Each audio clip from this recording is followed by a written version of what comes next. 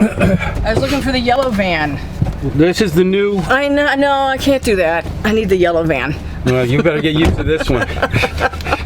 Linda, you're running again? You gotta wear your seatbelt. The cops are right over there. Yep. Okay. Thanks.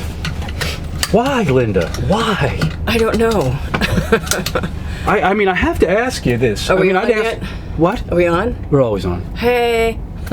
Linda Williams, ladies and gentlemen, a fixture now on Nantucket, right? Yeah, petrified. Why do you keep doing this? Well, I mean, why would anybody want to belong to that contentious organization? After a 7-hour meeting on Tuesday, oh my God, I have to ask myself, would I rather be pounding nails in my head? But you don't get paid, do you? No.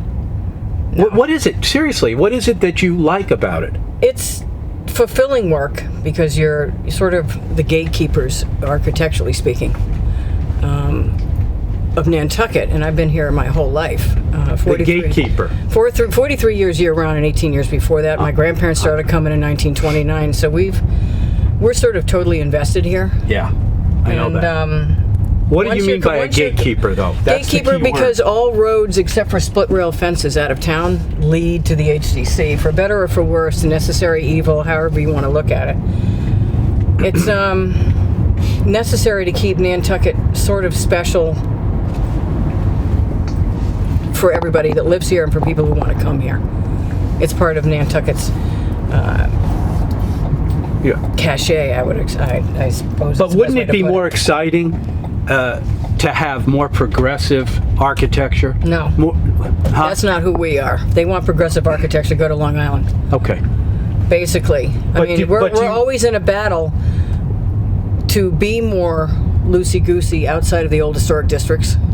And we are. We're not. This particular group is not now applying the more strict review of stuff that's in the old historic districts. But it's once you're committed to it, and I've spent going on 19, 20 years at it. I don't remember when I got on anymore. And it's sort of hard to walk away from it. If you put that much time and effort and energy into doing it, it's hard to walk away from it. What's going there? Chiropractor. Okay. Is going in there. Okay. All right, so that's interesting. But what about the time and the amount of... You don't mind the confrontation of it? I mean, is it always confrontational? No, it's not. We rarely ever deny anything. We'll spend as much time as possible to try to get the best design, and rarely does the time and effort that we all put into it end up with a worse design. Okay. You're always trying to reach a better design and a design that's more in keeping with the neighborhood and Nantucket's aesthetics. It's right down here. Yeah, this is Catch-A-Lot. This I've never even been down here. A lot of year-round kids are able to buy in here and build their first homes. Beautiful home, huh? This house was actually moved there and they fixed it. Gee. Yeah, they did a beautiful job. They moved a house and then built that. That's amazing. And fixed it up. Wow, it sat there for a while. Sure. And then a lot of these guys are all year round. Wow, this is a nice area. It's a nice little street. I mean, how many more of these are we ever going to see, Linda? At this stage, for year-round families to be able to buy into? Yeah. Not many. Not many. There are two of these roads like this. There's Catch-A-Lot and Mashemmy, which is, I think, the next one up. These are big homes too. This is a lot of these are Huntingtons. This is a Huntington. What does that mean? Which means it's a prefab. It comes in boxes. I see. Which is, at this point, the only way that anybody can afford to build anything is to do a Huntington home.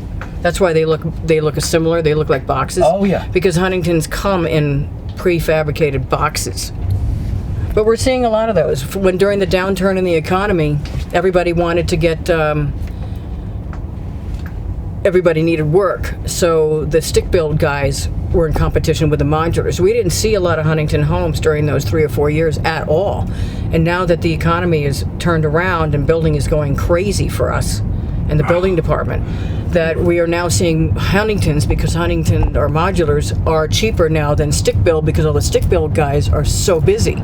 So it really is a force. I know this isn't your... And this is the town property. I know. I was going to ask you about that. But before I do, are you in favor of a building cap? No, I never was, because that drove people into the building department. They went crazy. building permit applications were up. And then people were playing all kinds of games with it. I'm not in favor of a building cap. It's an artificial thing. Do you see any benefit in having a building cap at all? No. Would if a builder came to you and said, "This is my reason for..." There's no reason. There is none? No. There wasn't a reason to put it on in the first place. Well, then why did so many people want it? It would backfire because they think they weren't here when we went through this building cap thing. I think that the thought is that it would slow things down a little bit. It did not slow anything down. But you can only build so much. There were ways around it. And then we saw people taking down existing houses and putting up new ones. It was absolutely nothing happened that was positive. It created chaos. All right. Which is why it was overwhelmingly voted out. And then the second time left to die. So, no. It doesn't work. Are you happy with this building? No, I never was. Okay. It's an edifice. Well, how did you let it happen? It's an edifice because you're the... Well, what really annoys people is that 90% of the structure we don't have access to. We got 2 rooms, that's it. Well, and there are no bathrooms on the second floor, and 90% of the meetings that are small meetings are taking place on the second floor. Well, you got to come out, come down. But they need the room. I mean, they're police officers. They need their space. Yeah, too. right. How much space do you... How much space do you need? I mean, I was in there when they first... contemplated it being not accessible to the public and as large as it was.